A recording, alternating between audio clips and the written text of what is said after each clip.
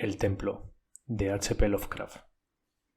El 20 de agosto de 1917, yo, Karl Heinrich Graf von Alberg-Arrestein, capitán del corbeta en la Armada Alemana Imperial y a cargo del submarino U-29, deposito esta botella y esta constancia en el Océano Atlántico, en un punto para mí desconocido, pero probablemente cerca de 20 grados latitud norte, 35 grados latitud oeste, donde mi nave yace, inutilizada, en el fondo oceánico.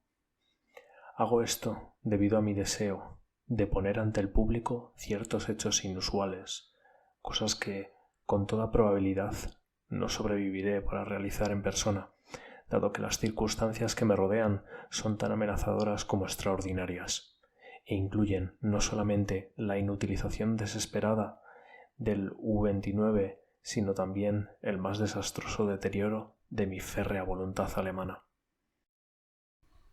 La tarde del 18 de junio, como he reportado por radio al U-61, con destino a Kiel, torpedeamos al carguero británico Victory, de Nueva York a Liverpool, en 45 grados 16 minutos de latitud norte, 28 grados 34 minutos longitud oeste. Permitimos a la tripulación salir en botes para obtener una buena vista cinematográfica para los archivos del almirantazgo. El barco se hundió muy pintorescamente, la proa primero, la popa saliendo a gran altura del agua, mientras el casco se cayó perpendicularmente al fondo del mar. Nuestra cámara no perdió nada, y lamento mucho que un rollo tan fino nunca llegara a Berlín. Después hundimos los botes salvavidas con nuestra artillería y nos sumergimos. Cuando subimos a la superficie, al amanecer, encontramos el cuerpo de un marino en la cubierta, aferrándose a la baranda en una manera curiosa. El pobre infeliz era joven, algo moreno y de muy buen parecer. Probablemente era italiano o griego y sin duda de la tripulación del Victory. Evidentemente había buscado refugio precisamente en la misma nave que se vio forzada a destruir la suya, otra víctima de la guerra injusta, de agresión que los malditos cerdos ingleses están librando contra la patria. Nuestros hombres le registraron en búsqueda de algún souvenir y hallaron una pieza muy extraña de marfil en el bolsillo de su abrigo, tallado para representar la cabeza de un joven coronada con laurel. Mi colega, el teniente Keynes, creía que era antiguo y poseía valor artístico, y por lo tanto lo tomó de los hombres para él. Como había llegado a la posesión de un marino común, ni él ni yo lo podíamos imaginar. Al lanzar el cadáver por la borda ocurrieron dos incidentes que crearon mucha perturbación en la tripulación. Los ojos del muchacho habían estado cerrados, pero mientras se arrastraba su cuerpo a la baranda, el movimiento los abrió, y muchos tenían la ilusión rara de que miraron fijamente y burlonamente a Smith y a Sima. El contramaestre, Müller, un anciano al que le hubiera ido mejor de no ser un canalla alsaciano supersticioso, se impresionó tanto con la idea que observó el cuerpo desaparecer en el agua, y él juró que después de hundirse un poco, se retrajo sus miembros en una posición de natación y se marchó rápidamente hacia el sur bajo las olas. A Chris y a mí no nos gustó esa muestra de ignorancia campesina y les reprendimos a los hombres severamente, especialmente a Müller. El próximo día surgió una situación muy molesta por la indisposición de algunos de nuestra tripulación. Evidentemente sufrieron de la presión nerviosa por nuestro largo viaje y habían tenido pesadillas. Varios parecían bastante aturdidos y tontos. Después de cerciorarme que no estaban fingiendo sus dolencias, les relevé de sus deberes. El mar estaba picado, así que nos bajamos a la profundidad donde las olas no nos molestaran tanto. Allí quedamos relativamente más calmos, a pesar de alguna corriente algo desconcertante hacia el sur que no podíamos identificar en nuestras cartas náuticas. Los gemidos de los enfermos nos molestaban mucho, pero ya que no parecían desmoralizar al resto de la tripulación, no tomamos medidas drásticas. Nuestro plan era quedarnos donde estábamos e interceptar el transatlántico Dacia, mencionado en información de los agentes en Nueva York. Cerca del anochecer subimos a la superficie y encontramos el mar más calmo, El humo de un acorazado estaba en el horizonte norteño, pero nuestra capacidad para sumergirnos y la distancia nos mantendrían seguros. Lo que nos preocupó más fue la forma de hablar del contramaestre Müller, que se volvía más descabellado durante la noche. Estaba en un estado detestable, pueril, y farfullaba de alguna ilusión de cadáveres que pasaban por las portillas bajo el mar a la deriva, cadáveres que le miraban intensamente y que él reconoció por haberlos visto en alguna de nuestras proezas victoriosas alemanas. Dijo que el joven que habríamos encontrado y echado por la borda era su líder. Esto fue horripilante y anormal, así que confinamos a Müller en grilletes y mandamos azotarlo. Los hombres no estaban contentos por su castigo, pero la disciplina era necesaria. También negamos la petición de una delegación encabezada por el marino Sima, que quería que la curiosa cabeza tallada en marfil se echara al mar. El 20 de junio, los marinos, quienes habían estado enfermos el día anterior, se volvieron violentamente locos. Lamenté que no había médico incluido en nuestra dotación de oficiales, ya que las vidas alemanas son preciosas. Pero los constantes desvaríos de los dos acerca de una terrible maldición fueron muy subversivos de la disciplina, así que medidas drásticas fueron tomadas. La tripulación aceptó el evento en una manera huraña, pero parecía tranquilizar a Müller. Él no nos dio problemas a partir de ahí. En la tarde le soltamos y él cumplió con sus deberes en silencio.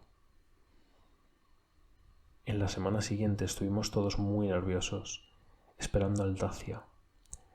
La tensión se agravó por la desaparición de Müller y Sima, quienes sin duda se suicidaron como resultado de los temores que parecían acosarles, aunque no fueron vistos en el instante que saltaron por la borda. Me sentí algo contento por deshacerme de Müller, porque hasta su silencio había afectado a la tripulación desfavorablemente. Todos parecían tener la tendencia de quedarse callados ahora, como si guardaran un temor secreto. Muchos estaban enfermos, pero ninguno se había trastornado. El teniente Kins, irritado por la presión, se molestó por una pequeña minucia, tal como un banco de delfines que se juntó alrededor del U-29 en números cada vez más elevados, y la intensidad creciente de esa corriente hacia el sur que no se encontraba en nuestra carta. Con el tiempo se hizo evidente que habíamos perdido a Altacia por completo. Tales fracasos no son raros y nos sentimos más contentos que decepcionados, ya que ahora se impuso nuestro regreso a Wilhelmshaven. Al mediodía, el 28 de junio, giramos hacia el noreste, y a pesar de algunos enredos bastante cómicos con los números inusuales de delfines, pronto estuvimos en marcha. La explosión en la sala de máquinas a las 2 de la mañana fue totalmente inesperada. No se había notado ningún defecto en la maquinaria ni negligencia en la tripulación, pero sin ningún aviso el submarino se atormentó de un extremo al otro por una sacudida colosal. El teniente Kins se fue apresuradamente a la sala de máquinas, donde encontró el tanque de combustible y la mayoría de mecanismos destrozados, y los maquinistas Raabe y Schneider muertos al instante. Nuestra situación se había vuelto gravísima de pronto, porque aunque los regeneradores de aire estaban intactos y aunque pudimos usar los aparatos para subir y sumergir el barco y abrir las escotillas mientras el aire comprimido y los acumuladores aguantaban, fuimos impotentes en propulsar o pilotar el submarino.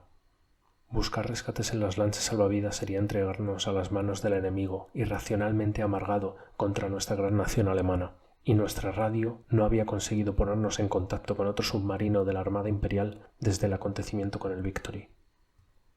Desde la hora del accidente hasta el 2 de julio fuimos a la deriva constantemente hacia el sur, casi sin planes y sin encontrar buque alguno.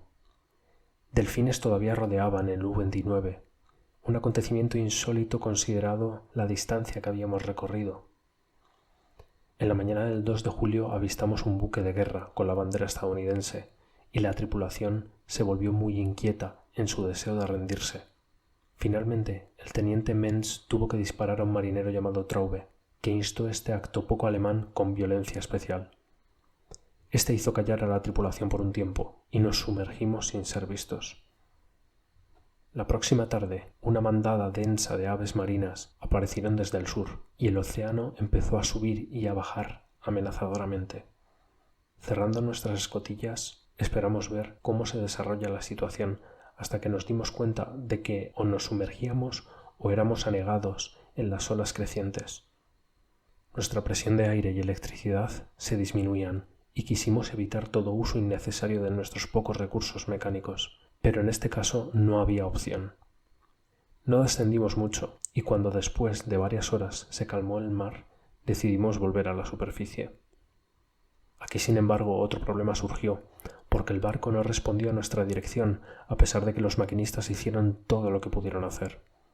Mientras los hombres se volvieron más asustados por este encarcelamiento submarino, algunos empezaron a murmurar de nuevo acerca de la imagen de marfil del teniente Keynes, pero se calmaron al ver una pistola automática. Mantuvimos a los pobres diablos tan ocupados como pudimos, reajustando la maquinaria aun cuando sabíamos que era inútil. Keynes y yo dormíamos en diferentes turnos, y mientras dormía, cerca de las 5 de la mañana del 4 de julio, se desató el motín. Los 6 cerdos restantes de marineros, sospechando que estábamos perdidos, repentinamente estallaron en una loca furia ante nuestra negativa a rendirse al acorazado yanqui 2 días antes, y estaban en un delirio de maldición y destrucción. Rugían como animales que eran y rompieron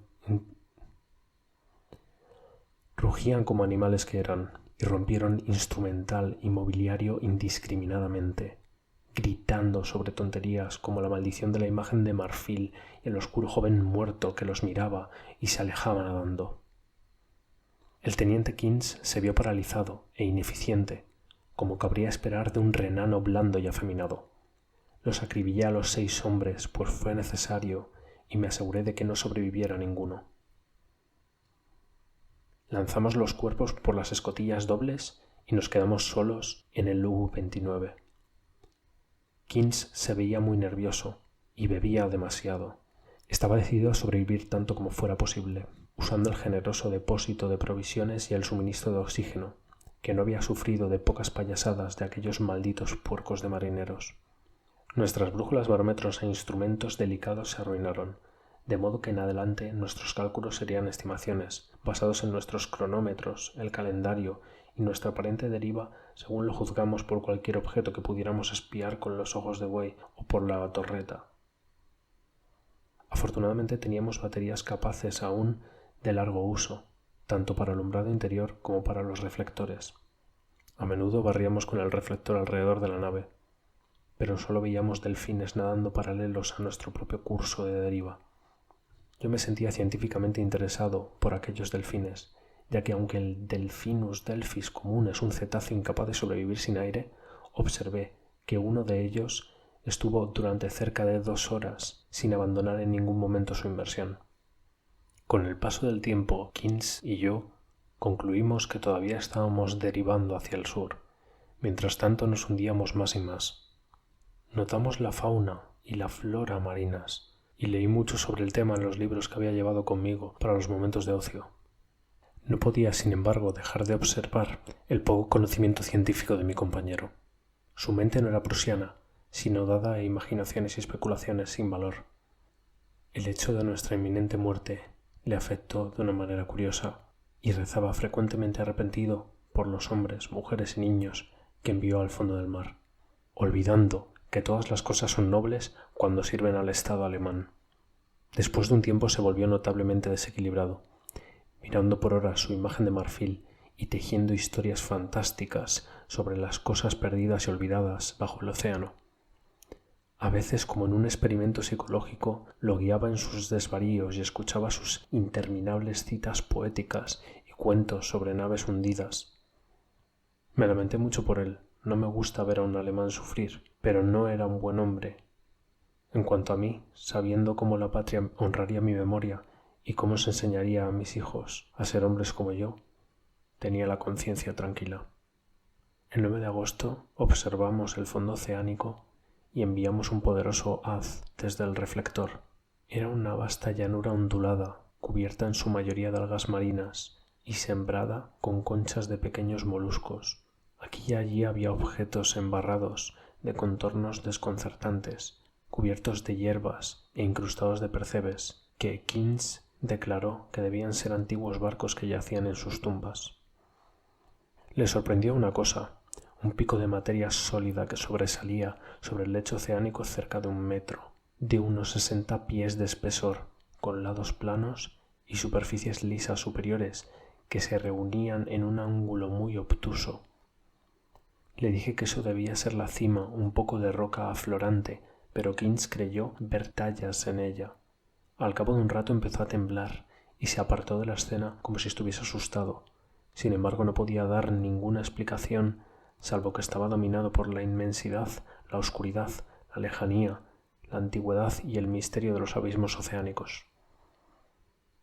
Su mente estaba cansada, pero yo soy siempre un alemán, y me di cuenta rápidamente de 2 cosas: que el U-29 soportaba admirablemente la presión del mar profundo y que los peculiares delfines seguían a nuestro alrededor, incluso a una profundidad donde la existencia de los organismos complejos es considerada imposible por la mayoría de los biólogos.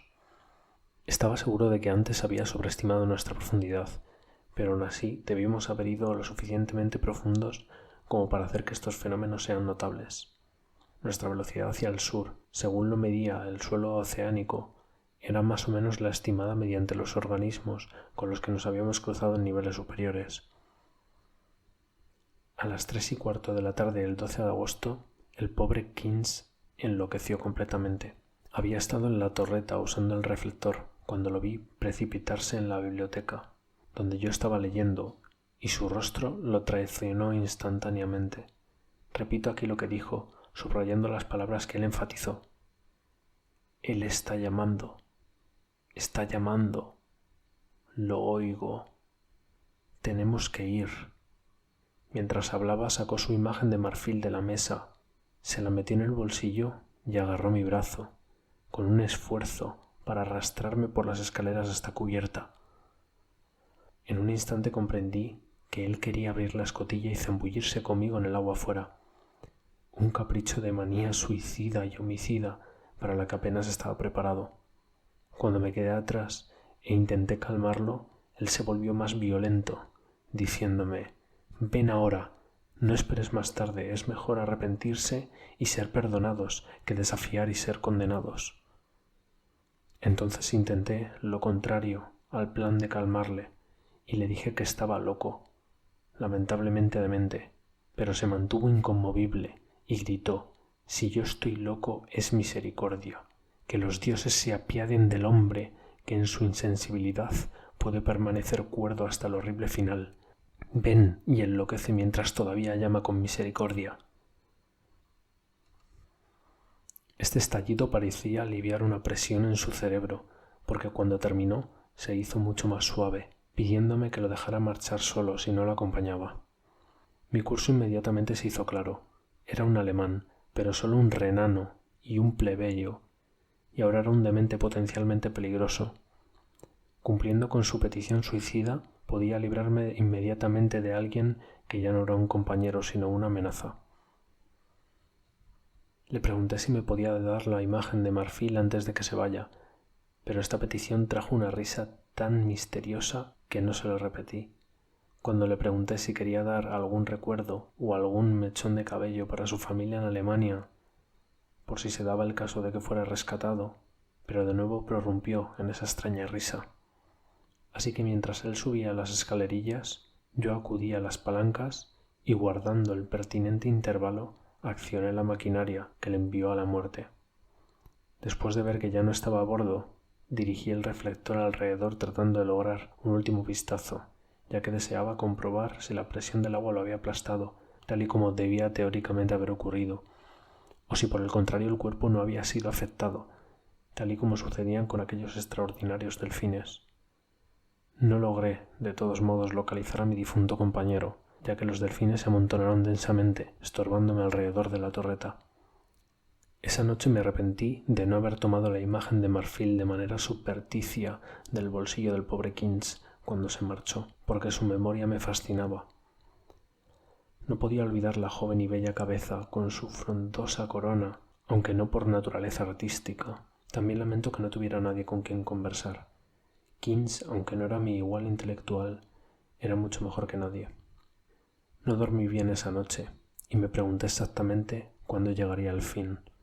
Seguramente tenía pocas posibilidades de rescate. Al día siguiente subí a la torreta y comencé de barrido con el reflector, como de costumbre.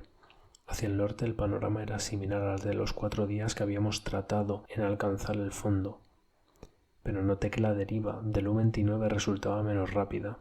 Según paseaba el haz por el sur, advertí que el suelo oceánico a proa tomaba un pronunciado declive y aparecían bloques de piedra curiosamente regulares en algunos lugares, dispuestos como si respondieran a algún patrón. La nave no bajaba paralela al fondo oceánico, por lo que me vi obligado a ajustar el reflector para lograr que el haz apuntara lo más bajo posible. Debido a la rapidez del cambio, se desconectó un cable, lo que obligó a una pausa de varios minutos mientras lo reparaba, pero al fin la luz se proyectó, inundando el valle marino que tenía debajo. No soy dado a la emoción de ningún tipo, pero mi asombro fue muy grande cuando vi lo que se reveló en ese resplandor eléctrico. Y sin embargo, como uno se crió en el mejor cultur de Prusia, no me habría sorprendido, porque la geología y la tradición nos hablan de grandes transposiciones en áreas oceánicas y continentales. Lo que vi fue un extenso y elaborado conjunto de edificios arruinados, todo de arquitectura magnífica, aunque no clasificada, y en varias etapas de preservación. La mayoría parecía mármol, reluciente en blanco en los rayos del reflector, y el plano general era de una gran ciudad en el fondo de un estrecho valle, con numerosos templos aislados y villas en las empinadas laderas. Se derrumbaron los techos y las columnas se rompieron, pero aún quedaba un aire de esplendor inmemorial antiguo que nada podía borrar. Confrontado al fin con la Atlántida, que antes había considerado en gran medida un mito, yo era el más ansioso de los exploradores. En el fondo de ese valle había fluido un río, pues al examinar la escena más de cerca vi los restos de puentes de piedra y mármol y murallas de mar, terrazas y terraplenes, una vez verdes y hermosos. Con mi entusiasmo me volví tan idiota y sentimental como el pobre Keynes, y tardé mucho en notar que la corriente hacia el sur había cesado por fin, permitiendo que el U-29 se instalara lentamente sobre la ciudad hundida, como un avión aterriza sobre una ciudad de la Tierra superior. Yo también tardé en darme cuenta que el banco de delfines inusuales había desaparecido. En un par de horas la nave fue a descansar sobre una plaza pavimentada cerca de la pared rocosa del valle. A un lado podía ver toda la ciudad descendiendo desde la plaza a la antigua orilla del río. Al otro lado, en una estrecha proximidad, me encontré con la fachada ricamente ornamentada y perfectamente conservada de un gran edificio, evidentemente un templo, excavado en la roca. De la obra original de esa cosa titánica solo puedo hacer conjeturas. La fachada de inmensa magnitud cubre aparentemente un gran hueco continuo, ya que sus ventanas son muchas y ampliamente distribuidas. En el centro bosteza una gran puerta abierta, alcanzada por un impresionante tramo de escalones y rodeada de exquisitas tallas como las figuras de los bacanales en relieve. En primer lugar están las grandes columnas y frescos, ambos decorados con esculturas de inexpresable belleza, obviamente retratando escenas pastorales idealizadas y procesiones de sacerdotes y sacerdotisas que llevaban estratos ceremoniales en adoración a un dios radiante. El arte es de la perfección más fenomenal, en gran parte helénico en la idea, pero extrañamente individual.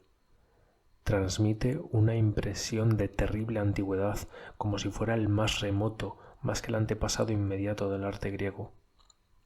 Tampoco puedo dudar que cada detalle de este producto masivo fue formado a partir de la roca virgen de la ladera de nuestro planeta. Es evidentemente una parte de la pared del valle, aunque cómo el extenso interior fue excavado no lo puedo imaginar. Quizás una caverna o una serie de cavernas proporcionaran el núcleo. Ni la edad ni la inversión han corroído la grandiosa pristina de este terrible templo, pues debe serlo, y hoy, después de miles de años, permanece inmaculada e inviolable en la noche interminable y el silencio de un abismo oceánico. No puedo contar el número de horas que pasé mirando la ciudad hundida con sus edificios, arcos, estatuas y puentes, y el templo colosal con su belleza y misterio. Aunque sabía que la muerte estaba cerca, mi curiosidad me consumía y arrojé el haz del detector con una ansiosa búsqueda. El haz de luz me permitió aprender muchos detalles, pero se negó a mostrar nada dentro de la puerta abierta del templo rocoso, y después de un tiempo apagué la corriente, consciente de la necesidad de conservar energía. Los rayos eran perceptiblemente más oscuros de lo que habían sido durante las semanas de la deriva, y como agudizado por la privación de luz que viene, mi deseo de explorar los secretos acuosos creció. Yo, un alemán, debería ser el primero en pisar estos caminos olvidados. Conseguí y revisé una escafandra de profundidad realizada en metal articulado y probé la luz portátil y el generador de aire. Aunque resultaría problemático manipular a solas las dobles escotillas, me creía capaz de sobrepasar cualquier obstáculo gracias a mi capacidad científica y caminar realmente en persona por la ciudad muerta. El 16 de agosto salí del U-29 y laboriosamente hice mi paseo a través de las ruinas y las calles llenas de barro hacia el antiguo río. No encontré esqueletos u otros restos humanos, pero recogí una gran cantidad de conocimientos arqueológicos, de esculturas y monedas. De esto no puedo hablar ahora sino para expresar mi temor a una cultura, en pleno mediodía de la gloria cuando los cavernícolas vagaban por Europa y el Nilo fluía inexplotado hacia el mar. Otros guiados por este manuscrito, si alguna vez se encuentra, deben revelar los misterios de los que solo puedo especular. Volví a la nave mientras mis baterías eléctricas se debilitaban, decidido a explorar el templo de roca al día siguiente. El 17, cuando mi impulso para buscar el misterio del templo se hizo aún más insistente, una gran decepción me sucedió, porque encontré que los materiales necesarios para reponer la luz portátil habían perecido en el motín de esos cerdos en julio. Mi rabia era ilimitada, pero mi sentido alemán me prohibía aventurarme sin preparación en un interior completamente negro que pudiera ser la guarida de algún indescriptible monstruo marino o un laberinto de pasajes de cuyos arrollamientos nunca podría liberarme. Todo lo que pude hacer fue encender el reflector menguante del U-29 y con su ayuda subir los escalones del templo y estudiar las tallas exteriores. El haz de luz entró en la puerta en un ángulo hacia arriba y me asomé para ver si podía vislumbrar algo, pero todo era en vano. Ni siquiera el techo era visible, y aunque di un paso o dos dentro, después de probar el piso con un bastón, no me atreví a ir más lejos. Además, por primera vez en mi vida experimenté esa emoción llamada miedo. Comencé a comprender cómo se habían desatado algunos de los estados de ánimo del pobre Kins, ya que mientras el templo parecía reclamarme más y más, empecé a temer sus acuosos abismos con creciente terror ciego.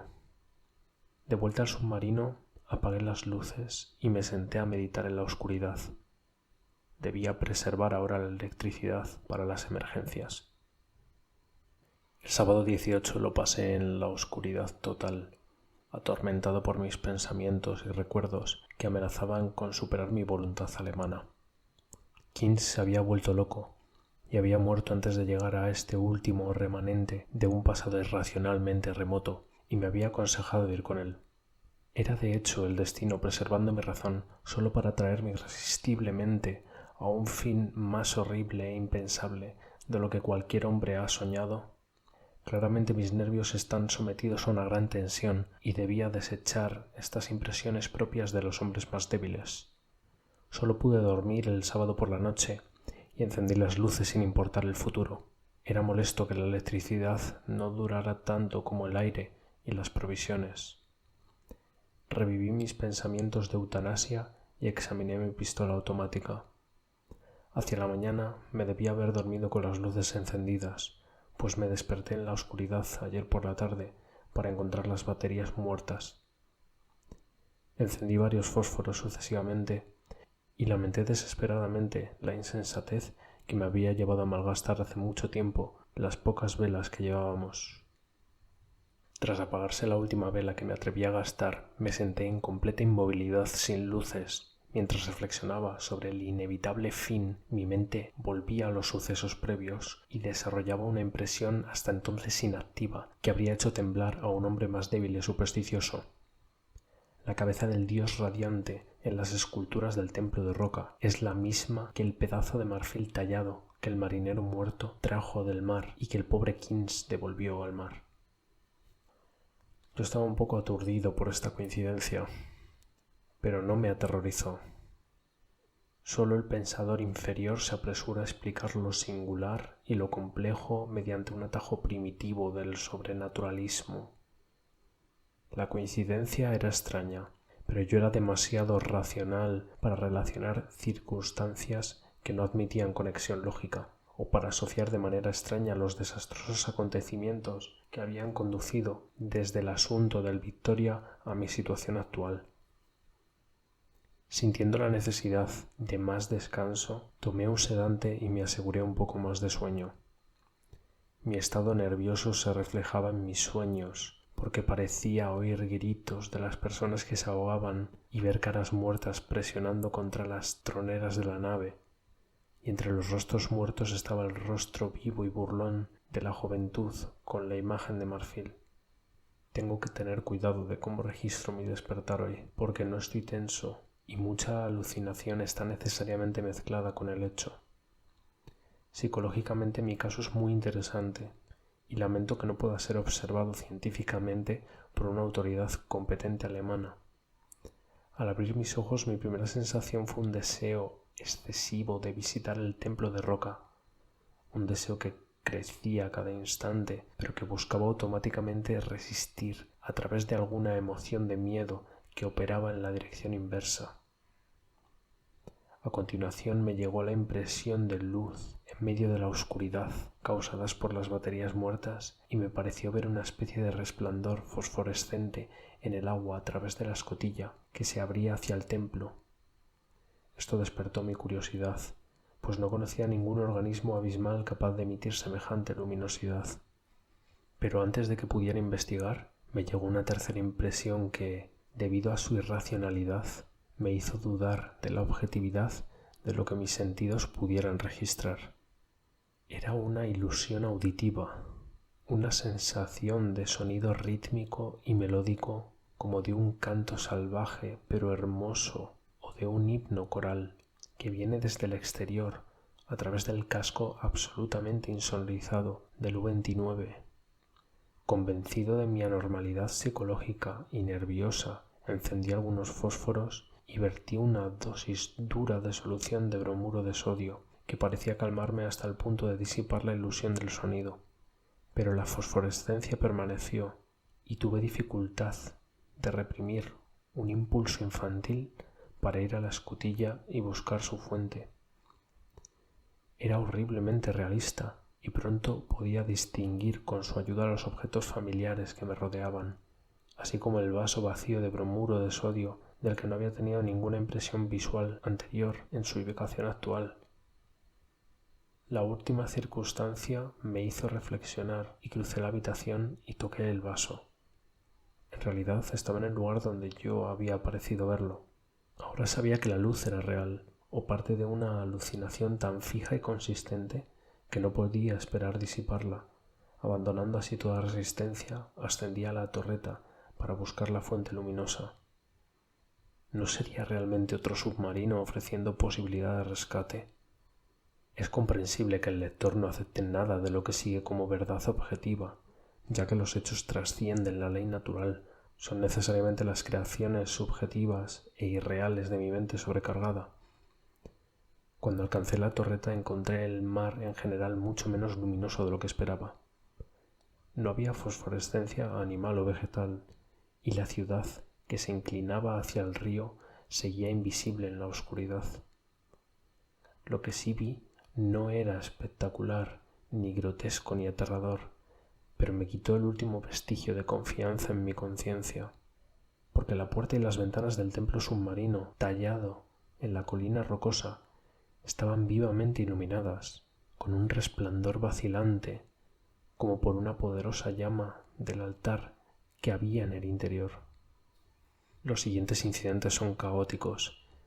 Mientras miraba fijamente la puerta y las ventanas misteriosamente iluminadas, sufrí las visiones más extravagantes, visiones tan extravagantes que ni siquiera puedo relacionarlas.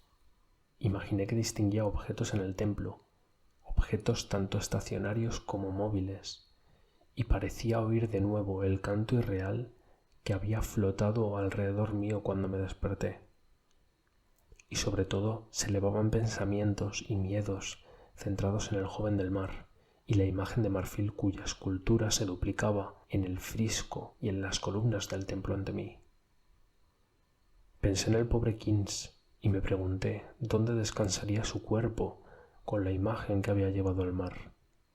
Él me había advertido algo y yo no había prestado atención, ya que era un renano de mente débil que enloquecía ante problemas que un prusiano podía soportar con facilidad. El resto es muy simple. Mi impulso de visitar y entrar en el templo se ha convertido ahora en un mandato inexplicable e imperioso que en última instancia no se puede negar. Mi propia voluntad alemana ya no controlaba mis actos, y la propia elección solo era posible ahora en asuntos menores. Tal demencia fue lo que llevó a Keynes a morir, con una cabeza desnuda y desprotegido en el océano. Pero soy un prusiano y un hombre de razón, y usaré hasta el último poco que tengo.